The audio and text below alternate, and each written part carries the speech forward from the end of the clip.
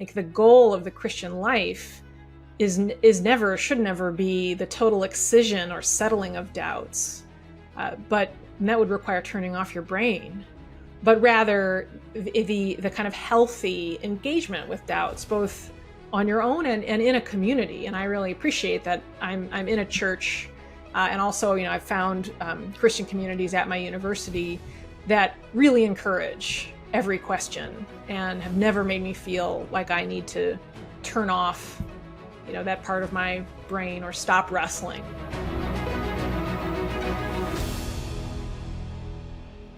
If you're like me, you want to be wise with your money, not just for yourself, but in ways that reflect your faith and values. That's why I'm excited to tell you about America's Christian Credit Union. Right now, ACCU is offering one of the best savings opportunities in the nation, a 12-month term share certificate with an amazing 4.75% APY. With just $1,000 to get started, your money not only earns strong interest, but it also helps support what matters most: Christian schools, churches, adoptions, and more. This special rate is only available for a limited time and is just for new ACCU members.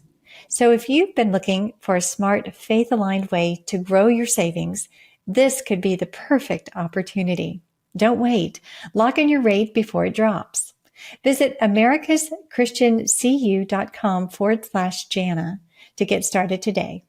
America's Christian Credit Union is federally insured by NCUA. What do you do when you want something to be true but can't bring yourself to believe it? That's the tension Dr. Molly Worthen lived with for years.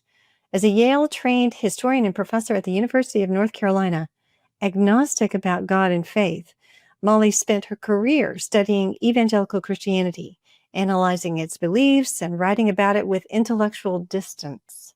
She understood the theology, the history, the culture, but she didn't believe it until something changed.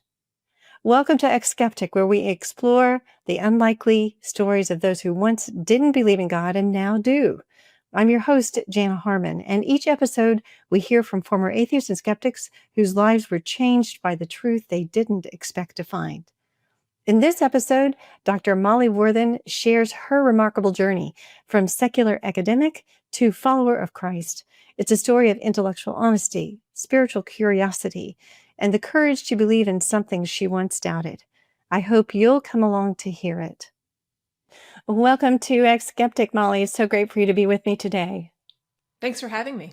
Molly, as we're getting started, could you tell me a little bit about your education, your background, your history as a professor, where you're working, and the kind of books that you're writing, those kinds of things? I teach at the University of North Carolina at Chapel Hill in the history department. I've been here for 13 years. I teach primarily the history of religion and politics and ideas, mostly in the American context. I also, for my whole academic career, I have tried to do as much journalism on the side as possible, writing for magazines and newspapers, trying to come at those same topics that interest me as a historian in the more contemporary setting. I did my education at Yale University in New Haven, both my undergrad and my PhD. And yeah, that's the basic lay of the land. Yeah, that's a pretty impressive lay of the land. But you're sitting here as a historian, someone who was once at least agnostic about faith and religion, but yet had a curious interest in it. And we'll get into all of that well before you believed. But let's start back in your childhood, and let's talk about the kind of beliefs that shaped you growing up. Tell me about your family, your home. What was that like? Was there any talk of religion in your home, or God, or the Bible? Walk us through that. I grew up in Glen Ellen, Illinois, which is a suburb of Chicago, about 20 miles west of the city, 2 miles west of Wheaton College. Although I had nothing to do with Wheaton College growing up, I knew it vaguely as this strange Christian school where I was told students weren't allowed to dance, which I think is not true anymore. But that was all it meant in my mind. And formal religion was no part of my upbringing at all. I think my parents just wanted to, they wanted to impose as few boundaries on my intellectual curiosity and that of my brother as possible. I do remember when I was young, my mom was concerned that we not grow up total cultural ignoramuses. So she briefly attempted to read us some stories from the Old Testament, and I think she deliberately chose stories she thought would appeal to us as kids, and had as little to say about God or theology as possible. I remember her reading us David and Goliath, and I had some inbuilt resistance to this. I don't know where it came from. I just resented the whole exercise on principle. And I think I literally held my ears. I mean, Wow. I was a brat. I was a complete brat. And my mom, reasonably gave up after a couple of attempts.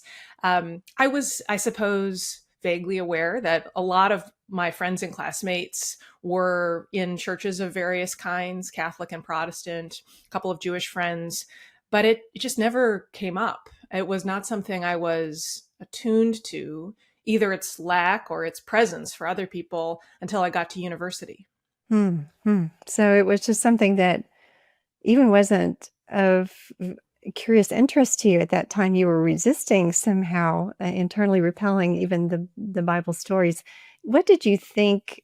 I mean, growing up, obviously, you were given the free rein to develop your own intellectual ideas about what was true or what was not. There was something in you that was resisting whatever that was. What did you think religion, Christianity, faith, the Bible was as you were growing up prior to going to university? Reflecting on it, I don't think that my resistance to these brief touch points, my mother's attempt to read us scripture, or I remember another incident when our devout Presbyterian neighbors finally prevailed on my parents to bring us along to church. And again, I was just furious that I was being made to wake up a little bit early and go to this strange place. I don't think that I resisted it as something discreetly connected to God or faith. I was just a very anti-planning, anti-organization kid who preferred to be on my own as much as possible. I was keenly interested in history from a pretty young age, and the stories of all the wide ranges of ways in which humans have lived, on the globe over the history of our species, and that would turn out to be really my path into religion. But it was totally dormant. The piece of it that would take me into religion was dormant when I was a kid. It just wasn't something you really seriously considered, much less to reject. It sounds like it was just a non-issue. So you said that you moved into college and university and started studying history, I guess, more intensely? Yeah, I went to Yale and I took classes in philosophy and history of politics. I remember a key moment was a course I took on the history of Russia, and I began to get really interested in Russian history, and by that road, Russian Orthodoxy, which was just so different from anything I had ever encountered in prior classes or in people I had known. At the same time, in college, it was a more diverse range of people from different backgrounds, and the nature of college, I suppose there is this expectation that you talk about important stuff and you're thinking big questions in a new way. At least I was. And so I began to really reflect on the fact that I knew a number of people who had serious connections to religious communities of one type or another, whether it was, their relationship to their Jewish heritage, or, I had one friend who was a very serious Lutheran, who's, had a family connection also to Greek Orthodoxy that was really meaningful to her.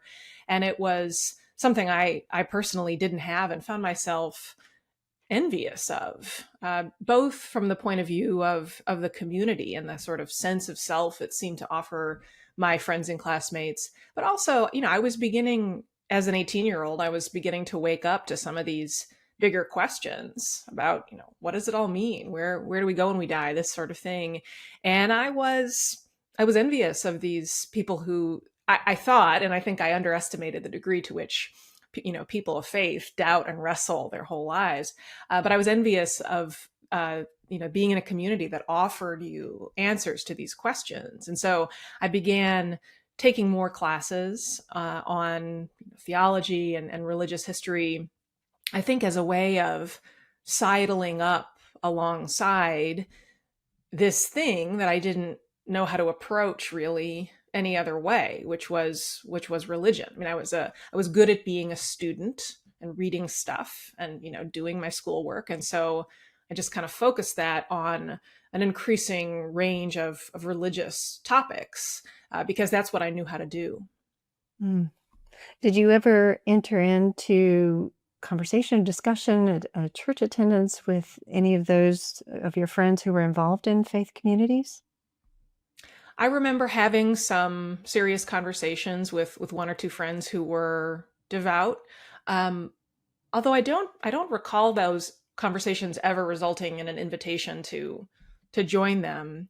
But certainly I became aware of, I guess, a chasm between the way they looked at faith and the world more broadly and myself. I did, as my interest in Eastern Orthodoxy developed, I spent a very formative summer with the help of some grant money from my university, living in a kind of the middle of nowhere in rural north central Alberta, near a community of Russian Orthodox old believers who have pretty strict purity rules. This is a sect of Russian Orthodoxy that broke apart from the main body of the church in the 17th century, and the diaspora is all over the world. But there's a fairly isolated community in this remote part of Alberta.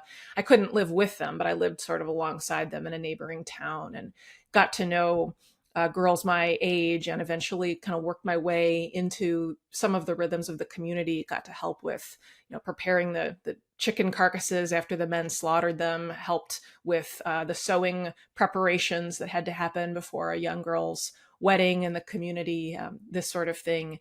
And it was my first attempt to really get as close as I could to the worldview of people very different from myself. And I loved that. I just thought, this is so interesting. This is what I want to do as much as possible in different ways. And so, I continued in my academic path of just kind of learning about mostly kind of European and Orthodox Christian practices in the classroom setting, and that continued in grad school and intensified in some ways in grad school.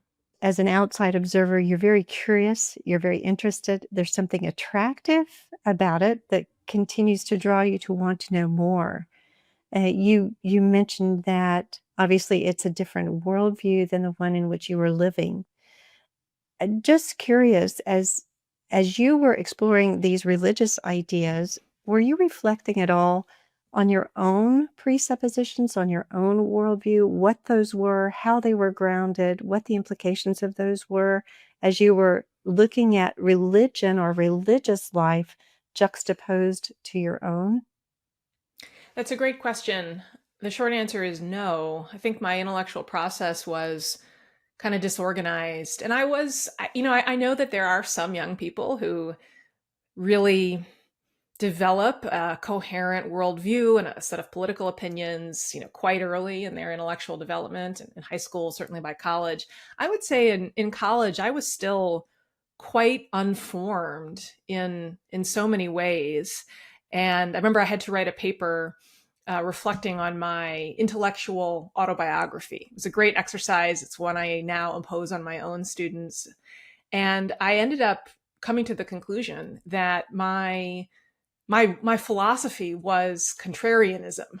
That was my mode of interacting with the world, because I had grown up with my younger brother, 3 years younger than me, as my main interlocutor, and he's he was and remains really smart and precocious, and he was much further along in kind of forming his opinions of the world than I was.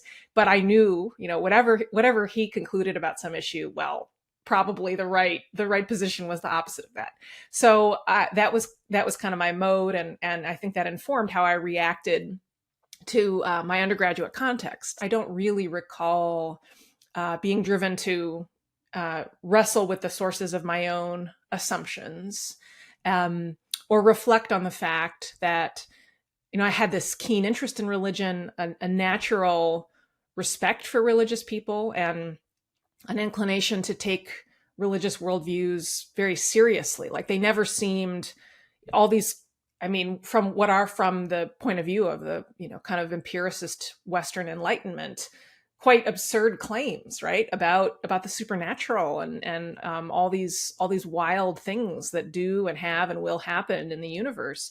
I never had the inclination to dismiss any of that as ridiculous. I took it all very seriously, but maybe it didn't really penetrate, and it certainly, I don't recall being prompted to reflect on the fact that, as much as I was interested in learning about religion and was attracted to it, I was functionally moving through the world in a totally naturalist way. I existed in a closed universe, from the perspective of natural law and the possibility of any kind of intervention from outside of that. I don't think I really took it seriously.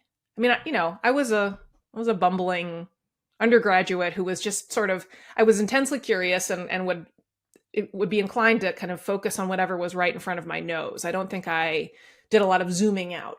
As you were intrigued by and attracted to and curious of these religious forms, and obviously engaged enough to go even live beside a Russian Orthodox community, that is intriguing to me. You had an openness, again, an honest curiosity, but yet you're coming from a different worldview. Like you say, materialism, a closed universe, only the natural world exists, the supernatural doesn't.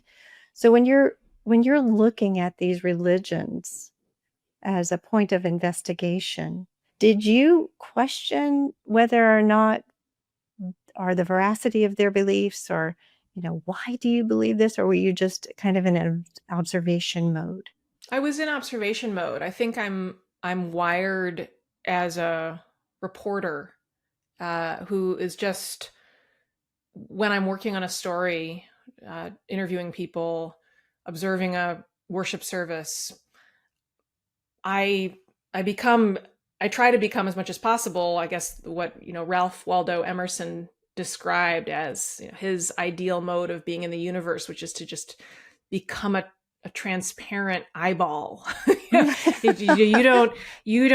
not there. You're just seeing stuff and observing it and absorbing it. And of course, that's impossible to execute. We are all imposing our own, unspoken assumptions and blind spots and obsessions at every moment. But I guess I didn't find my own interior life that fascinating. I was just more interested in gaining, as accurate as possible, an understanding of how other people were moving through the world. And I think there was a disconnect between the sources of my deeper curiosity about religion and my actual kind of intellectual work. I was not oriented in these early years at all toward apologetics questions, toward the questions of, well, how might one go about putting these worldviews side by side and testing any of their claims and evaluating them on the basis of evidence. I was certainly not focused on scripture really at all. I had to read some of it in the course of university classes, kind of reading it as a crucial part of the history of Western civilization and this kind of thing. So I read it dutifully, and I kind of found it mildly interesting as a source document. But I wasn't enraptured by it. I had no desire to read it beyond what I was assigned, and I don't think it occurred to me to approach it from the point of view of, could this be a true account of things that actually happened? And I present all of this to you in full awareness that it has a certain incoherence. Like, as I recount it to you, I I can't explain why I wasn't pushed, along the lines of certain obvious questions at that time. You continued to take coursework that integrated religion and history, and I think you ended up settling on really researching evangelicalism and so what do you, and that still, as I would imagine, you would still have called yourself a bit of an outsider, an observer, a commentator, a reporter of history. Uh, Walk us through that. Take us there. How did you move in that direction, and why? I wanted to be a journalist. I had done some journalism in college. I'd interned at daily Metro newspapers and Time Magazine. I'd done some writing for my college paper. I knew that was a great mode of just having an excuse to talk to interesting people for a living. And I wanted to focus on religion. I had some sense, I don't know how I developed this because I was such an ignoramus, but I had some sense that conservative Christians got kind of a unfair shake from secular journalists. So for strategic reasons, I decided I needed to kind of fill the well and learn something about American religious history to set myself up to have something to say about American religion and politics. I think too, I loved being in school. And I thought, well, applying to PhD programs is just a good way to keep up this racket and get to stay in this intellectually luxurious environment. So when I started graduate school, I ended up staying at Yale for graduate school. I thought I was training not for a full-time conventional academic career, but to be a freelance journalist. And I got spoiled by the luxury of doing freelance magazine and newspaper work. I did a couple of articles a year, not very much, from a perch in academia. So decided I wanted to kind of stay in that world. So while I was learning about American religion with a lot of kind of deep context in the broader history, taking classes also at the divinity school in New Testament studies and patristics, taking classes in the Reformation. So really trying to fill what I was aware were pretty big gaps in my knowledge. I was still really personally interested in faith, and I started attending the local Anglo-Catholic Episcopalian parish near campus, and got tired halfway through my graduate work. I got tired of being a voyeur in that worship environment, and I started thinking, well, I have made no progress on these fundamental questions. I mean, forget Jesus. I wasn't nowhere close to confidence that God existed. But I thought maybe there's something to a kind of higher view of the sacraments, and maybe, if I could just start participating, like something would happen. And I remember having a conversation with the rector there, who, he was in charge of a parish proximate to, a secular elite university. I think he'd seen many cases like mine, and his instinct was to take the most generous posture possible toward any seeker, which I appreciate. And we had a conversation about the Nicene Creed and how one could think of it as aspirational. Like, he didn't make any demands on me. I think he was convinced of my sincerity, and also because I was a PhD student in American religious history, it wasn't as if I was coming into this ignorant. I mean, I certainly knew plenty about what it entailed to recite the baptismal vows and these kinds of things, and I appreciate. I mean, I think he sensed in me a desire for certainty that, as an experienced Christian, he knew was not actually the walk of faith for most people. And I suspect too that he had some confidence that participation in the community and the liturgy would reorient my heart and my mind. And I think this is how it works for a lot of people, that you do. I mean, the crass way of putting it would be, you fake it till you make it. But this is the experience that I think aligns up with like how our epistemology works, and certainly a major reason why we worship in a community is because left to our own devices, certainly there will be many days when we're not feeling it, right? And we need that community to carry us along. And I think too, the more liturgical churches, they imbue their people with a kind of confidence in the power of the liturgy to carry people along.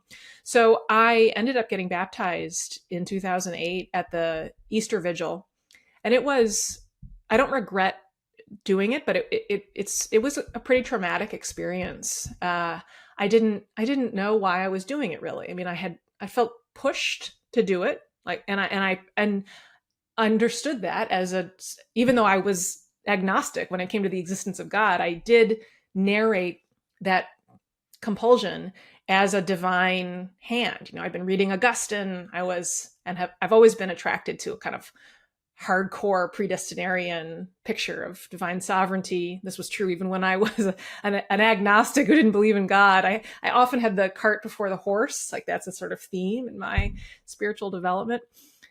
So I felt like I was being pushed to do this thing. I didn't really know why.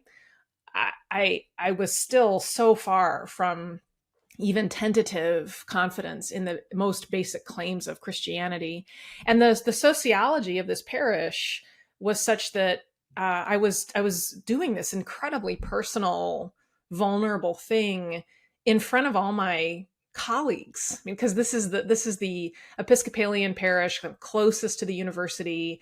The membership was full of professors and divinity students for whom I was a TA, and grad students I knew, other people from the university. So I felt very exposed and uncertain what I was even exposing, right?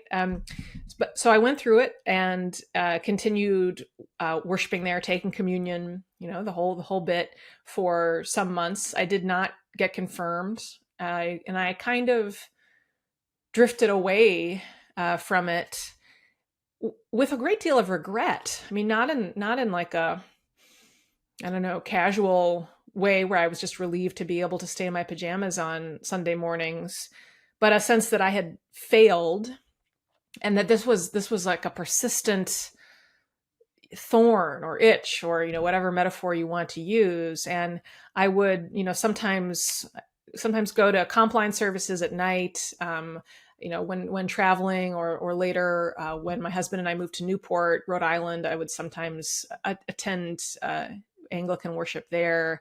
And I guess I kept hoping something would happen, but at the same time, I wasn't really willing to do any work. Like I'm an introvert. And I think one reason I liked the high Anglican culture is that they respect introverts, and they don't drag you to coffee hour, and they leave you alone with your sins in the pew. And I really preferred that. And I hated any church environment where there would be like an overly enthusiastic greeter and someone trying to suck me into some kind of conversation and get to know me. It was just terrible. So I had a real aversion to the community part of church, which I know makes me a little bit odd, because I think that the community part is often the main thing for most people. But that certainly, I mean, understandably, I suppose, it helped keep me away from worship, and it kind of reinforced my laziness. It's not as if I was sitting holed up in my room, reading all kinds of books on the case for Christianity. I was constantly reading about Christianity from the perspective of history for my work, and working on articles where I was talking to religious believers in various communities, usually evangelical Protestants, but not always. And interestingly, in those conversations, I mean, very once in a while, at the end of a phone call, the person might inquire about my own views, and I was always quite transparent. I would call myself an agnostic. I've never liked the word seeker, but it's a useful one. I probably used it once or twice. It's such a curious juxtaposition, almost like I'm sure you were walking in some kind of dissonance. You're going through the motions, you were participating, you were even finding yourself, yeah, proclaiming some kind of affiliation with a God that you didn't even know existed. That must have been strange, honestly, during that period.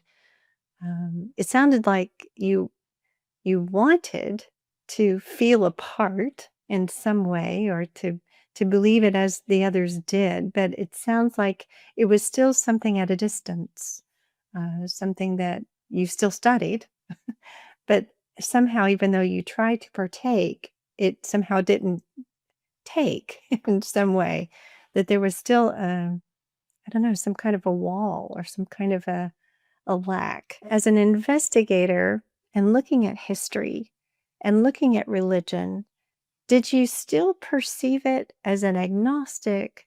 Did you still perceive religion as being somewhat of a social construction to meet those needs of community and belonging, and providing answers to the bigger questions?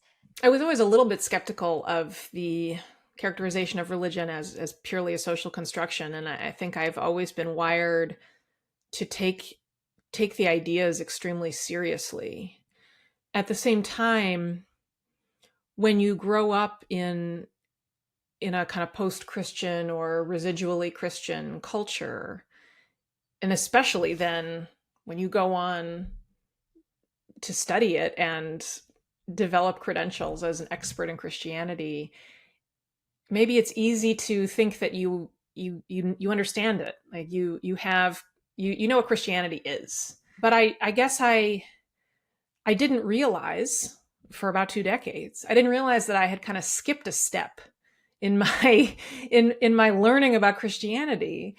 Part of what happened is that in graduate school, I absorbed, I think you could say, from the ether, what I now see as a very outdated understanding of the scholarship on New Testament criticism. I think I absorbed a vaguely kind of mid 20th century Jesus seminar idea that, yeah, there is this lovely Jewish holy man, at the center of this thing, and we can't really know much, if anything, about him. And there's just accretions of myth and community stories around him. And, what's actually there at the center is a mystery. And also, the more you learn about all of the moving parts of Christianity, when you're an outsider non-believer, it's easy to be paralyzed by how many ways and from how many directions Christianity challenges, the basic way in which a secular materialist person moves through the world. So it's not just Jesus. It's, so much miraculous absurdity throughout the Bible, Old Testament and New. This picture of the end times, heaven and hell, this, sexual ethic that's totally at odds with mainstream, 21st century norms. It's just a lot. And so, to the extent that I ever began to wrestle with any one piece of that, then you look up from whatever you're focused on and think, oh man, even if I make some progress kind of understanding this piece of it, what about all that other bananas stuff that then I have to deal with? Like I can't even make any progress. And the more I started to learn about world religions, while I was very sensitive to the vast differences in them, and I never fell for kind of the lazy line that I think one often encounters in the casual study of world religions, that they're all sort of basically the same and they all have like the same golden rule and stuff. At the same time, I did see them all on a relatively even playing field of making really crazy supernatural claims that could not be verified by any means that I had learned, and all kind of seeking to answer the same questions.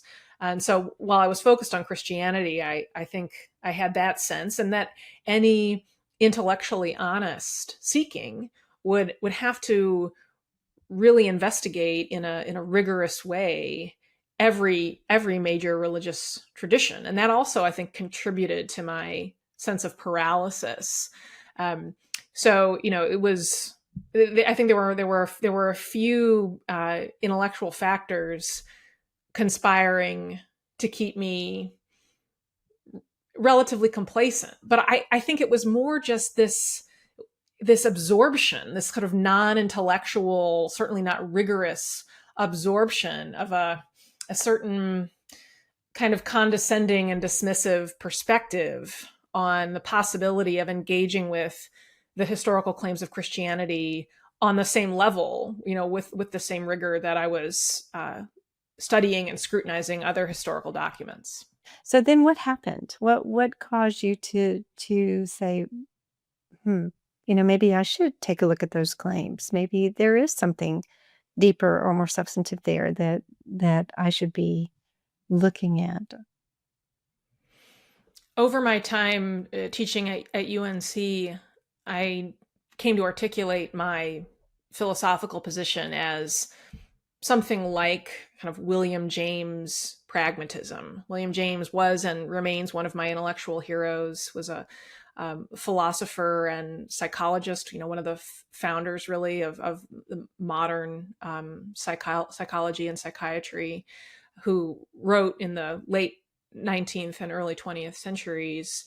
And his version of pragmatism says that there is objective truth out there, but we cannot ever perfectly access it given our human limitations. So it's best to think of it as an asymptote that we can get closer and closer to with the help of our community and everyone kind of putting into practice the scientific method. But we can never quite get there. However, we're on a kind of journey toward truth. We should be constantly testing truth claims as long as they remain useful, kind of doing their work in our lives. We have a warrant for confidence in them, but we should be holding them lightly and be constantly willing to revise our theories of the universe based on new evidence, which is really hard. It's not at all how we're wired. We're wired to constantly, exercise confirmation bias and motivated reasoning and reject new information that interferes with our tidy worldview. But we should fight that as much as possible. And I thought that was really an attractive picture of how one should move through the world and think about the acquisition of knowledge. And so I thought of myself as a pragmatist, really trying to do that. But in actual real life, I think I was sort of a dissatisfied, but basically apathetic agnostic. Was not actively going to church. Had this sense that agnosticism wasn't satisfying or viable in the long term, and that at some point in the distant future, I would find my way to some respectable form of Christianity, Catholic, or back to the Anglicans, or maybe even Eastern Orthodoxy. But I wasn't really working on it. I think, at least in my experience, especially those who are very, very reasoned, very rational, very intellectual, is that it is a process over time of, in some ways, becoming dissatisfied intellectually where you are, that it's not providing the answers or the clarity or the veracity that it claims, so that it opens the door and motivates you to look, like you say, outside of your unmotivated reasoning or confirmation bias to say, okay, maybe it's time actually to see what else is out there. So how did you move from that place of frustration forward? God ambushed me, I suppose. Okay. I was not looking consciously. I was still doing some journalism, as I continue to do, kind of on the side of my work as a history professor. So this is about 3 years ago now. I was working on a magazine article about a local Southern Baptist megachurch and its pastor. This is the Summit Church, pastored by J.D. Greear.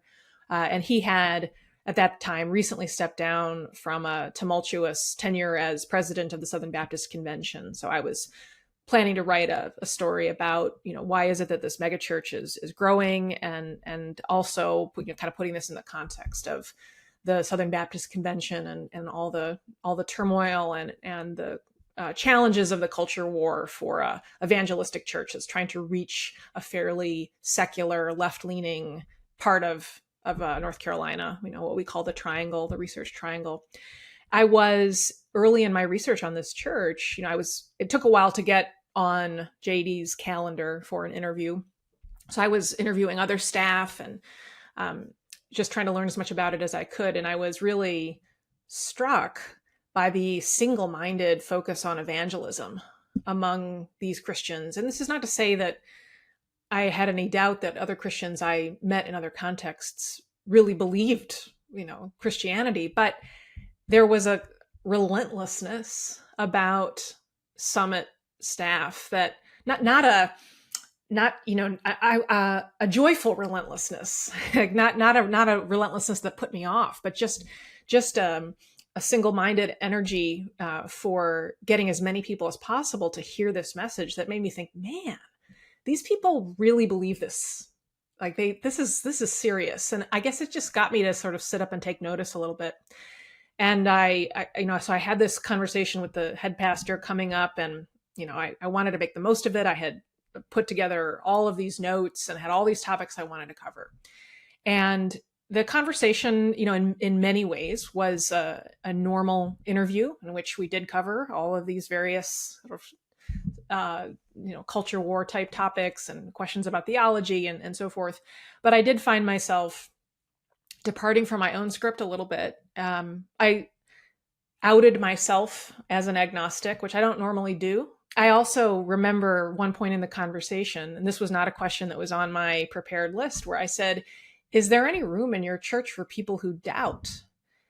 A question motivated, I think, by that relentlessness that I had perceived in the culture of this church, which I thought had to stem from a certainty. How can there be any room for doubt if this is your posture toward the world?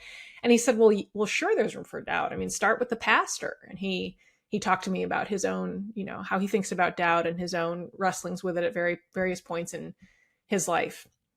And so, it was a great conversation. I didn't really, I didn't have any kind of epiphany or think it would go anywhere that my, interviewing work normally doesn't go after that point. But after we parted ways, he followed up by email, and we ended up having an extended email exchange in which, it started with me, I guess, putting forth in a not particularly thoughtful way, like very basic questions about the claims of Christianity. And why are your claims about the resurrection any more plausible than Mormon claims about Joseph Smith's revelation, or things that Muslims believe about Muhammad?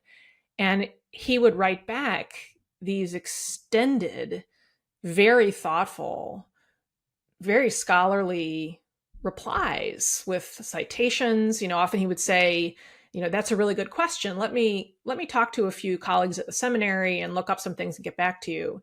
And then he would send a few days later, a couple 1,000-word response, much meatier than I was prepared for. And I was surprised and flattered that this like very busy, fancy pastor was taking my questions so seriously.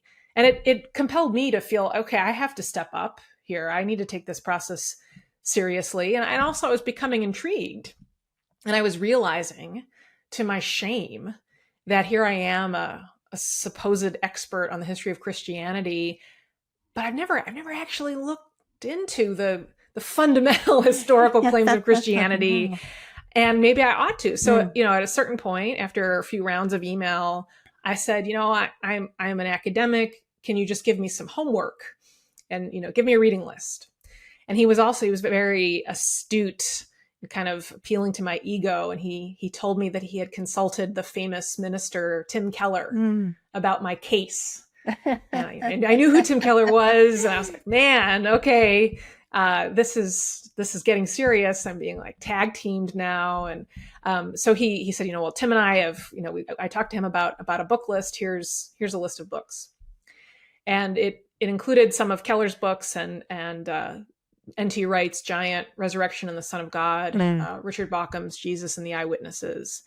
So I began a summer of, I mean, it felt like doing a kind of informal but still very intense master's degree in New Testament studies, reading, but also, remember, I was not even a theist at this point. So I had to be working on that level also. And as I was doing a lot of reading in cosmology, books like Francis Collins' Language of God, some of David Bentley Hart's work.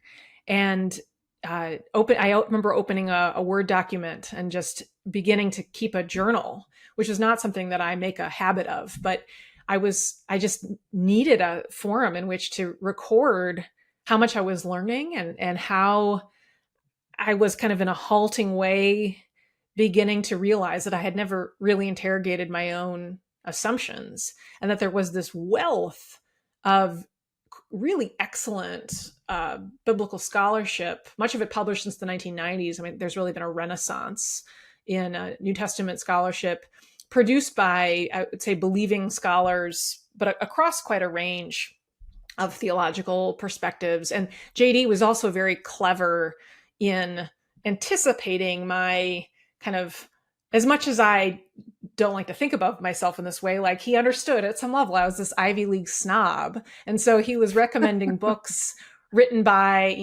very respectable British Anglican yes, of course, professors of course. At Oxford and yes. so forth. I had to sort of sit up and take notice. And so that, like, he was very tactical. And I think this is one of the many, I thought a lot about how did he execute this like judo move of, here I come in as the journalist, to learn about him, and I'm supposed to be in control. And he turns my own inquisitive powers against myself in some sense. So it was this atmosphere of just really open inquiry. And it's important to stress too that we were becoming friends in kind of unexpectedly, right? Like, I'm a history professor at a secular research university from an agnostic background, and he's like a typical, very pushy, single-minded Baptist pastor from a pretty fundamentalist background, although he's not fundamentalist now. You wouldn't think we would become friends, but it turned out that we had a very common sense of humor. I think that's been important. And from the beginning, we could kind of make fun of one another and also just make fun of the whole situation. I mean, evangelism is awkward. It's like inherently awkward. And I think it's important to be able to joke about it. And for the evangelist to make, the seeker feel, well, on the one hand, let's be clear about what's going on here. Like, yeah, I want you to come to Jesus, but I value you as a friend. I'm not sort of seeing you as like a target, to fill my quota. Right. So I think that dynamic was really crucial. So I was working through these books, meeting with JD once a month or something, emailing a lot to my shock, given my high church snob tendencies, I was continuing to go to Summit for worship. I mean, well past the point where my article was done and all of that. I was also re-engaging with scripture. I was reading the Gospels and finding myself affected by them in a way that had never happened to me before. And it started really with the Gospel of Mark, which I think I'd always been the most dismissive of Mark. It's the shortest. Isn't the Greek? Not that I read Greek, but one hears that the Greek is very sort of unpolished, right? There's just not like all of the elaborate theological stuff that you find in John and so forth. But when I came to it in my new frame of mind, I was struck immediately by the grittiness of Mark's gospel. And to some extent, this is true of all the gospel accounts, but especially in Mark, there's just this sense that the author is desperately trying to get down on paper this crazy stuff that happened that he doesn't entirely understand. And it took on the character for me, especially alongside this reading I was doing, of a really interesting primary historical source, which is just not a way I'd ever looked at scripture before. Now, I could not, of course, approach the biblical documents assuming inerrancy or anything close to it, right? I mean, on what grounds could I assume that? But my instinct was to simply accord to the scriptural documents the same respect and benefit of the doubt that I would give to any historical primary source document in any context, right? So this is not to say, you approach them in some state of naivete, but you also don't approach them in with some kind of like postmodern hermeneutic of suspicion, like on a mission to deconstruct every sentence and assume, until proven otherwise, that it's in some way fabricated, right? You're sort of reading it in a straightforward way, which I think is the approach that people in classics, as opposed to in New Testament studies, would be inclined to take toward documents from this period. I was also, trying to go about this in a rigorous way and reading a lot of scholarship produced by non-believing scholars, but I was, continuing to read scripture and finding myself struck especially by the accounts of Jesus's healing and the very precise and kind of personalized ways in which he meets every person.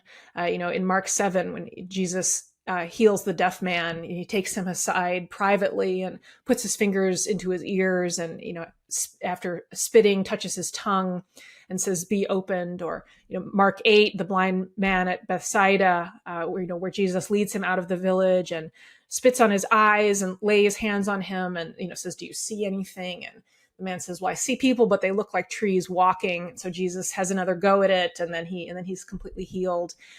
I was struck by the weirdness of Jesus's methods that kind of lent these accounts a believability for me. They didn't seem to follow any formula. And as much as I remain kind of resistant to the evangelical tendency to see yourself in scripture constantly. Like, I think that's always part of it, but maybe evangelicals make too much of a point of that. I couldn't help but see myself a bit in this very precise way in which God had sort of set me up with this evangelist who it seemed like God just gave him my file. It was like, here is how to deal with this girl.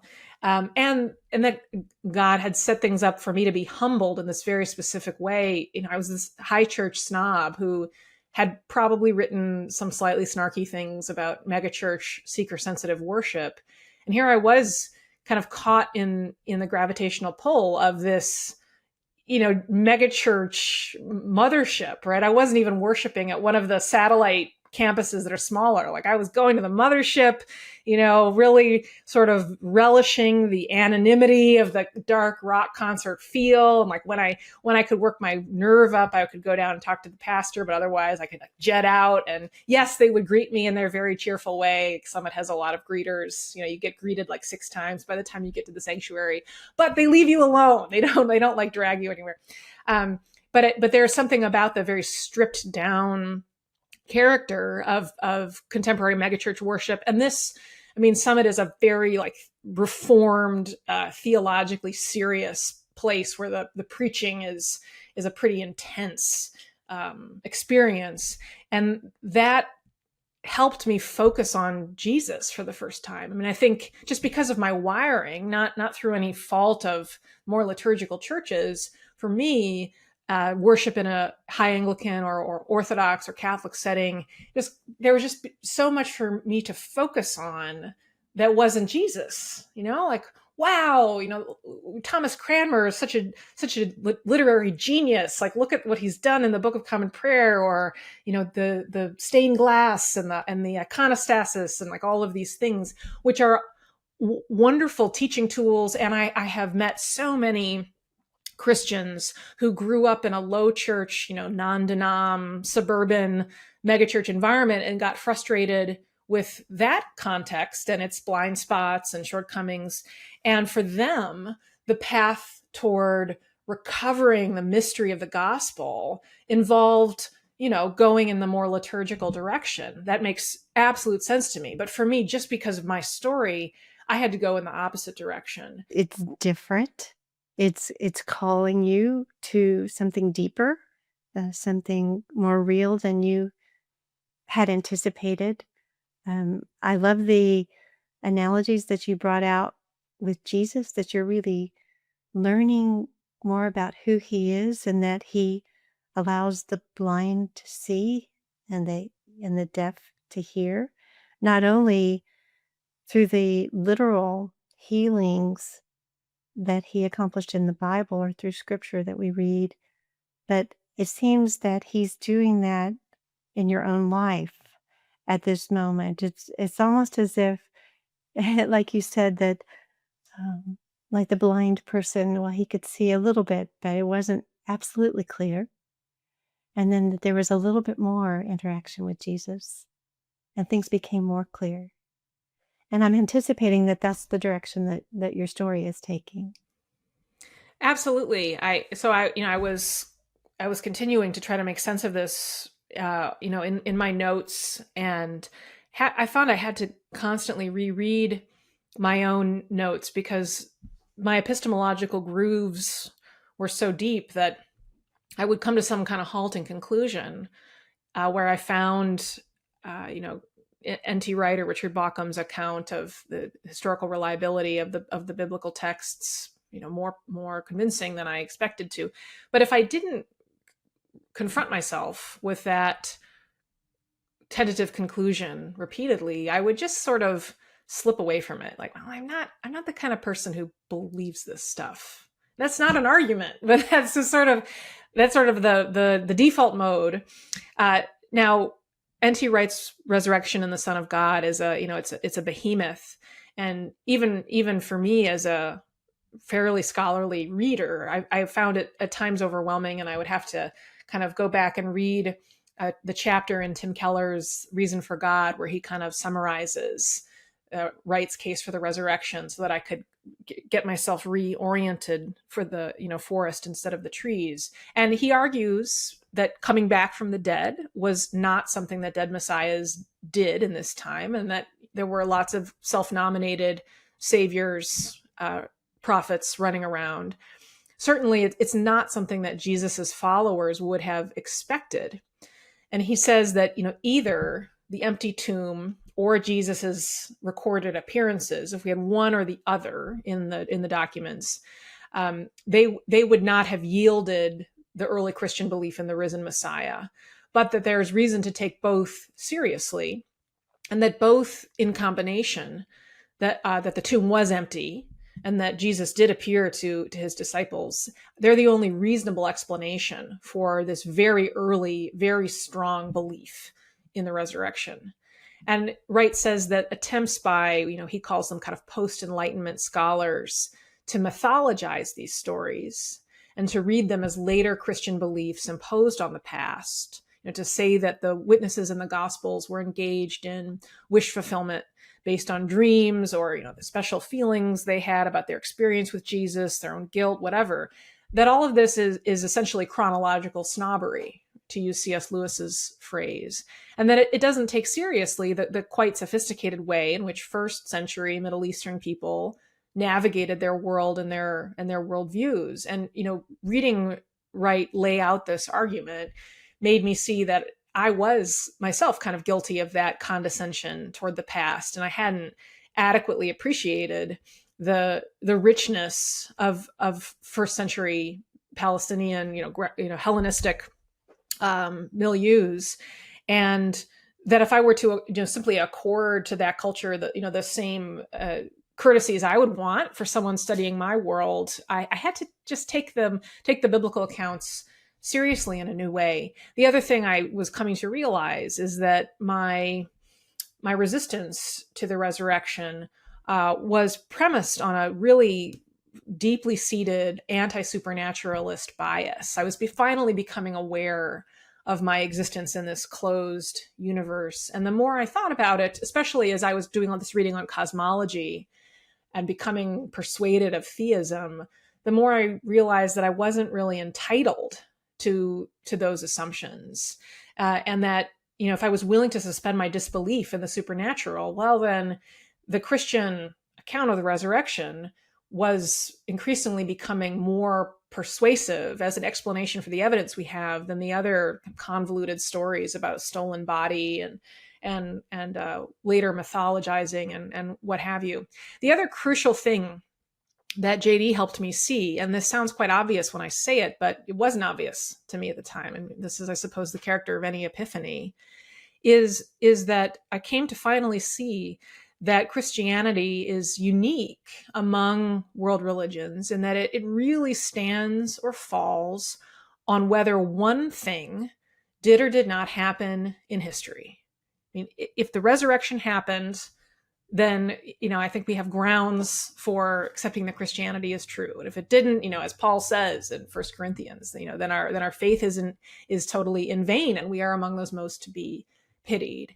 And that gave me a way of kind of pragmatically narrowing my focus. It freed me from the paralysis I described before, where I felt like I had to investigate all world religions, and I had to investigate every set of claims that Christianity makes. That just became overwhelming to think about. But this way of reorienting my seeking helped me see that, well, all those questions are important. Sure, it's not that you close them off, but you can kind of set them aside and focus on this one thing. It gave me a way of putting a pin in all my other questions and setting them into the category of mystery just for now, right? And so that I was able to make progress on this central question in the case of Christianity, especially because it's fundamentally a historical question, and I'm a historian, so I felt qualified. I mean, I'm not a specialist in the first century, and so I'm very aware of my limitations. But in a fundamental way, I understand the methodology. This is not to say that I ever thought or think now that you can prove the resurrection, right? But at the same time, that doesn't mean that we can't get close to that singularity, that we can't learn an awful lot about the immediate context, preceding and also the aftermath of the miracle through application of the historical method. So I found, one of the books I was reading at this time that was so helpful to me is Sheldon Van Auken's memoir of becoming a Christian during his time at Oxford in the 1950s under the influence of C.S. Lewis, called A Severe Mercy. And he talks about, feeling himself to be standing on this, on one side of this chasm, and there's this gap between him and Jesus. And he's so focused on this gap and how is he going to get across the gap? And then finally it dawns on him to look behind him and see the emerging gap between his own worldview, older worldview, and where he is standing now. And he realizes, I can't just stay where I am. Like, either I have to jump forward to Jesus, or I got to jump backward. And actually that chasm is even bigger now. And it involves an active rejection of Jesus and a reaffirmation of this old worldview that I'm not sure is plausible really for me anymore. It's not serviceable. And that changes how achievable, right, that gap in front feels. And that really that helps capture, I think, some of my mindset. I was continuing to hope that I would have some sort of clarifying mystical experience. I thought surely one can't become a Christian just by reading lots of footnotes. And so I was, praying for this, and I was like talking to Christians of various descriptions. What's the emotional side of this? Like, why am I not experiencing any of that? And I had a few conversations with Catholic priests, with Tim Keller, who he was dying of cancer at this time, but that man was an evangelist to his dying breath. And we had a few Zoom calls, where he talked through these things with me. And he said, faith is kind of like a friendship, and it's a relationship with a person. And just as when you're thinking about becoming friends with somebody, yeah, you can ask around about them. You can, Google them, look at their social media accounts, kind of get a sense of their reputation and what they're about. But ultimately, you cannot know what they're like, and you can't know what the friendship is like until you take the risk and enter the relationship. Faith is like that. And, as I was describing what I was hungry for, he and other Christians would say, well, you're describing the experience of faith. And that's the thing that you've got to take the risk to begin to actually have. That seemed plausible to me. So, this is how I got to the point where I had not had any lightning bolt experience. But by the end of this crucial summer, I thought, well, I'm not 99% certain that the resurrection happened, but I am well north of 51%. And if I am a conscientious pragmatist in the spirit of William James, who's actually willing to revise my working theory of the universe based on new evidence, then it seems like the thing I have to do here is submit. And so that's what I did. I mean, I went from praying, God, please show yourself to me, which had been my main prayer all summer, to, Jesus, okay, I accept you as Lord and Savior. And although I had gotten baptized in that earlier context in the Anglican Church, and when this process began, this intense summer, I sort of knew, this is odd to say, but even when I was still quite far from being a Christian, I could kind of see where it was headed. And I was like, okay, maybe this is it. Maybe I'll finally become a Christian, but there is no freaking way I am getting baptized at that mega church. The J.D. pastor's like, I've been baptized.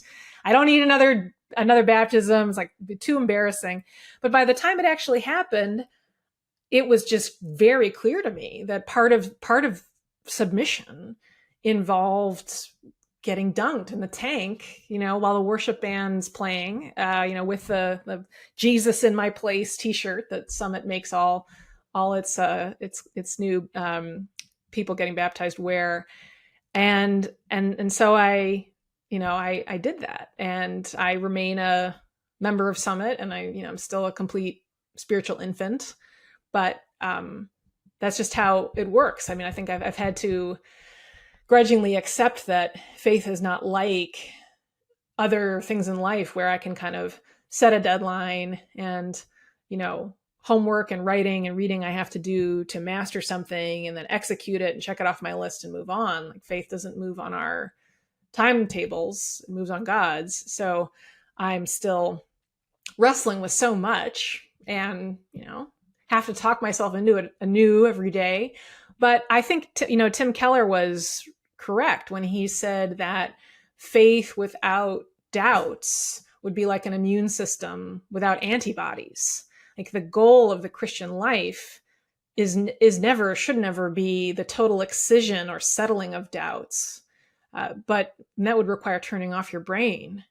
But rather the kind of healthy engagement with doubts, both on your own and in a community. And I really appreciate that I'm in a church, and also, I've found Christian communities at my university that really encourage every question and have never made me feel like I need to turn off, that part of my brain or stop wrestling just because, I signed the membership covenant. It makes me think of William James's essay, The Will to Believe, that we will, in this lifetime, because of our limited understanding, our finitude as humans, all of those things, that there's no way that we could ever know all there is to know. And I also appreciate that it's not a blind leap or a blindness to your faith. Obviously, you have done incredible due diligence, not only to investigate the larger question of God's existence,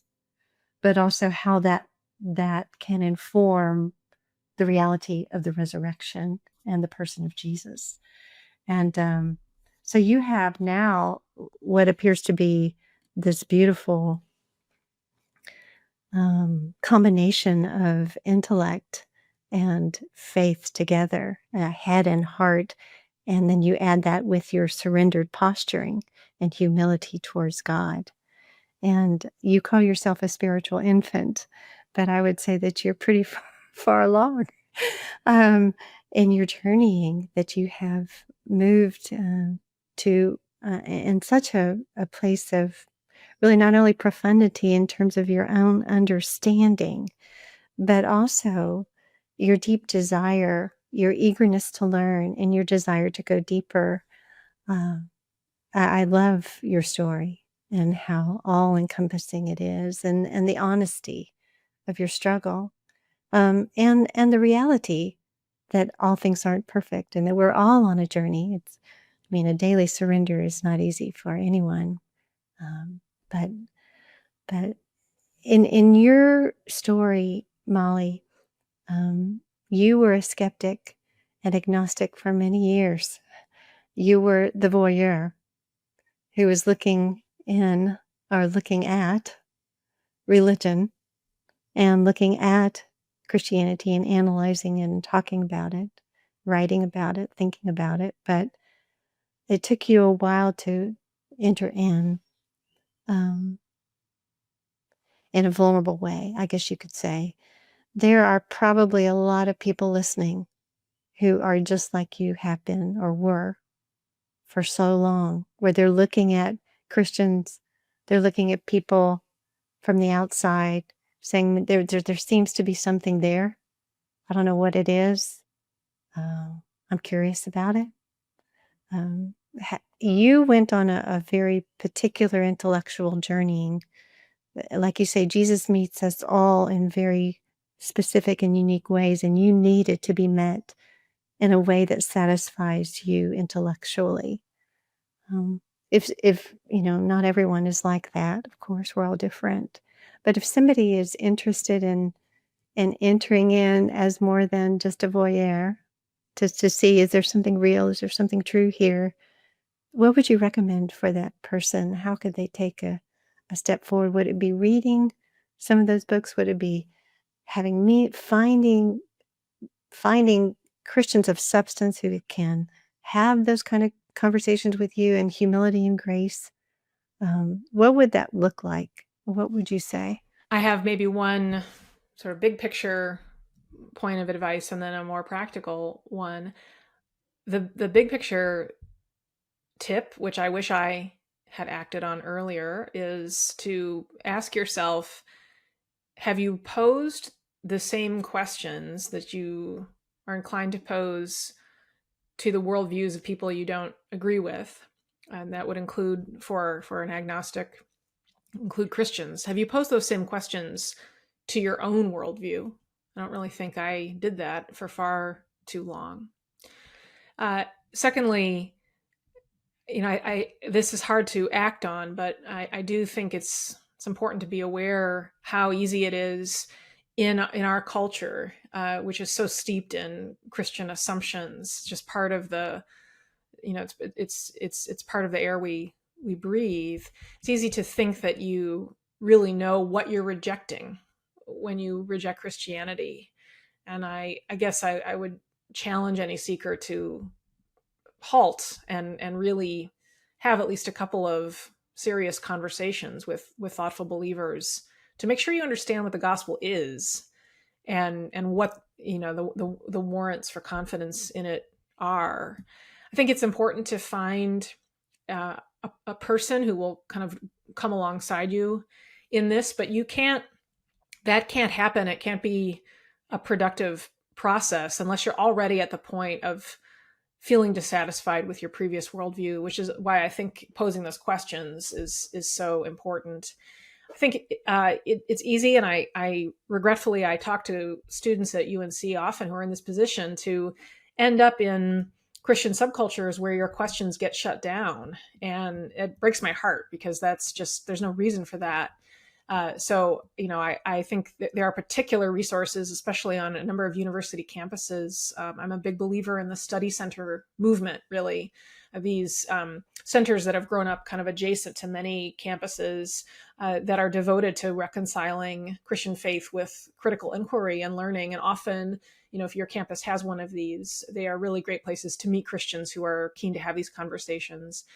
But most practically, because I love helping like-minded seekers who are coming at this with questions similar to my own, I've put up online my own working reading list, annotated, divided into categories of books that were really important for me And so it's on my personal website, mollyworthen.com, and then it's on one of the pages. And maybe in the show notes you can link to it. And that's, but I also have some of the interviews I've done about my own conversion, but then I think the reading list is really the heart of it. It includes both more accessible, popular books that are sort of easy to digest in a weekend. And then it includes the more scholarly books and some books about the Christian life that I found really helpful.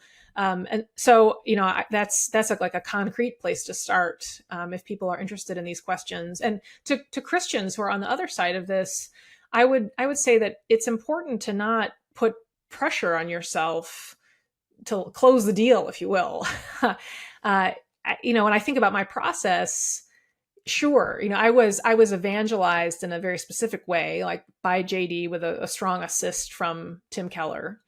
And they were the final chapter in a 2-decade process that involved countless Christians who each in their own way, was ministering to me and evangelizing me. And, as much as I say now that my first baptism didn't take, I'm sure my Anglican friends would say it just took a while, for it to manifest.